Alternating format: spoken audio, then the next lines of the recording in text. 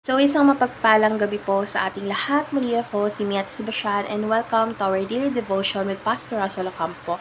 And today is August 18, 2025 and our topic is all about meron ka bang sakit o karamdaman. So, our concept is all about raised in glory. So, yung tinatawag na raised in glory ay tumutukoy sa pagbabagong magaganap sa ating mga katawan sa muling pagkabuhay.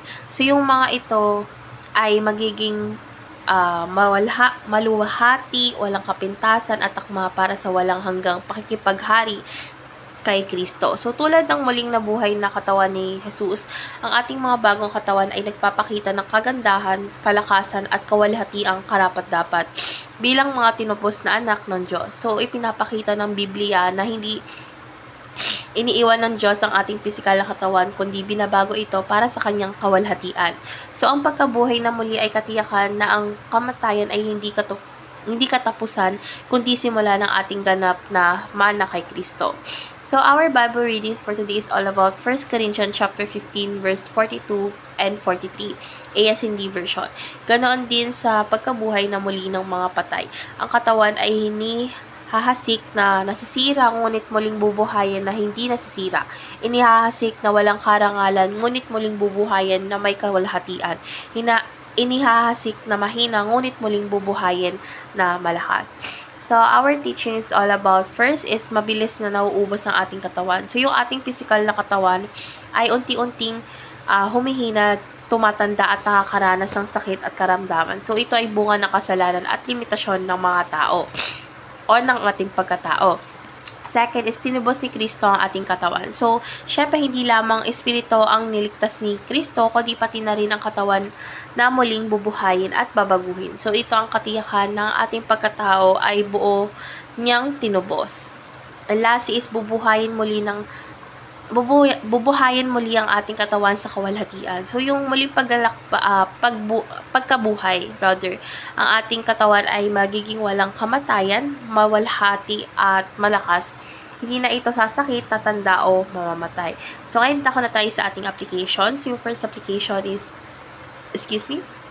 unawain ang iyong layunin bago ka mamatay. Syempre, yung bawat araw ay pagkakataon upang maglingkod at magbigay ng kawalhatian sa Diyos. So, hindi natin hawak ang haba ng buhay, kaya't dapat gamitin ito ng may kabuluhan.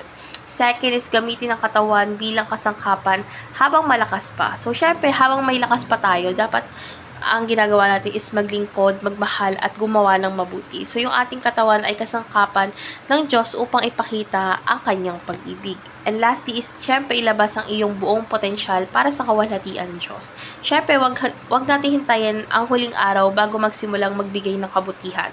Dahil ang ating mga talento, lakas, at panahon ay dapat ialay para sa kanyang layunin ngayon. So, ngayon na tayo sa ating last part sa our discussion. And our discussion talks about paano nakaka-apekto ang pangako na raised in glory sa iyong pananaw sa pagdurusa, pagdanda, at kahinaan ng katawan ngayon.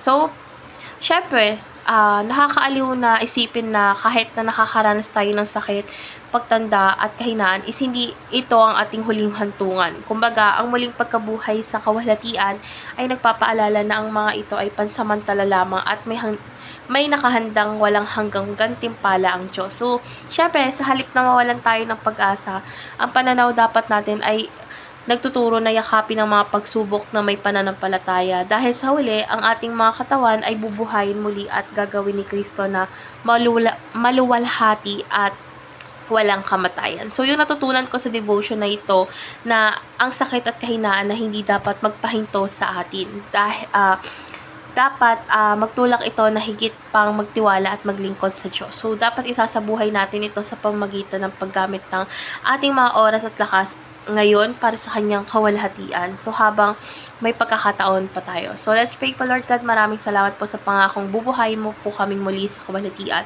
Lord God, alam po namin aming katawan ay mahina, tumatanda at nakakaranas ng sakit. Ngunit, hindi ito ang katapusan. Lord God, bigyan mo po kami ng lakas upang gamitin ang aming buhay ngayon para sa iyong kawalhatian at pagtibayin ang aming pananampalataya na darating ang araw na kami magiging ganap na malakas at mawalhati sa iyong piling.